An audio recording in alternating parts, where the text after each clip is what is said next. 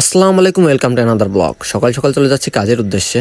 আর আজকে আমি সাইকেলটা চালাচ্ছি না, মিস্ত্রিকে সাইকেল চালাতে বলতেছি, কারণ আজকে আমি একটু অসুস্থ। যদিও আজকে আমাদের এখানে হয়তো 2-1 বেলার জন্য শেষ কাজ, কারণ এখানে রিংটোনের নিচ পর্যন্ত গাঁথনি আজকে গাঁথা কমপ্লিট করা হয়ে যাবে। তার জন্য 2 দিন ওয়েট করতে হবে, তারপরে এখানে রিংটোনের কাজটা করা হবে।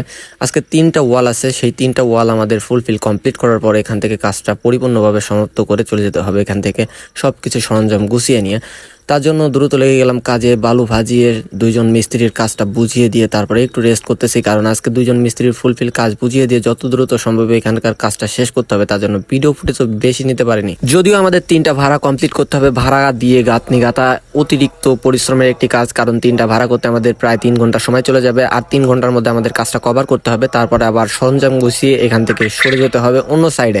লাঞ্চ টাইমের আগে আমরা 2টা ভাড়া এবং 2টা গাঁথনি গাঁথা কমপ্লিট করে ফেলেছি। আর মাত্র বাকি একটা গাঁথনি এবং একটা ভাড়া করা।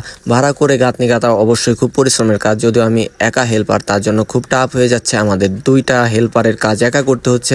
আর এই গাঁথনিটাই আছে, এই গাঁথনিটা করলে আমাদের আজকের কাজ কভার হয়ে যাবে। আজকের কাজ মোটামুটি কভার করে ফেললাম। 4টা নাই বাজতে আমাদের কাজ পরিপূর্ণভাবে শেষ হয়েছে আলহামদুলিল্লাহ। এখন আমাদের সব সরঞ্জাম গুছিয়ে বাইরে যাবার পালা। এখানে 8 দিন যাবত কাজ করার মধ্যে আজকেই সকালে আমাদের কাজটা শেষ হলো আলহামদুলিল্লাহ। এখানে যদিও আমরা একটানা 8 দিন যাবত কাজ করেছি, 8 দিন যাবত কাজ করে আমরা কতটুকু করতে পেরেছি এখন সেটাই দেখাবো। আর যদিও আমাদের 2 দিন কাজ অফ থাকবে।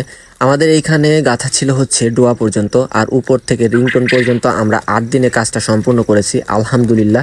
যদিও কাজটা কন্ট্রাক্টের ছিল, পার ডে আমাদের নিচে মানে ভাড়ার নিচ পর্যন্ত পার ডে 600 করে ইট বুঝিয়ে দিতে হয়েছে এবং ভাড়ার উপরে 550টা করে ইট বুঝিয়ে দিতে হয়েছে। তবে আলহামদুলিল্লাহ আমরা প্রত্যেক দিনের আমাদের টার্গেটটা প্রত্যেক দিন পূরণ করতে পেরেছি। এখন আমাদের বাসায় যাবার পালা। সবকিছু গুছিয়ে নিলাম, বাসায় চলে যাব আলহামদুলিল্লাহ। সুস্থ অবস্থায় কাজে এসে সুস্থ অবস্থায় বাসায় যেতে পারতেছে, এটা আল্লাহর একটা নিয়ামত আলহামদুলিল্লাহ।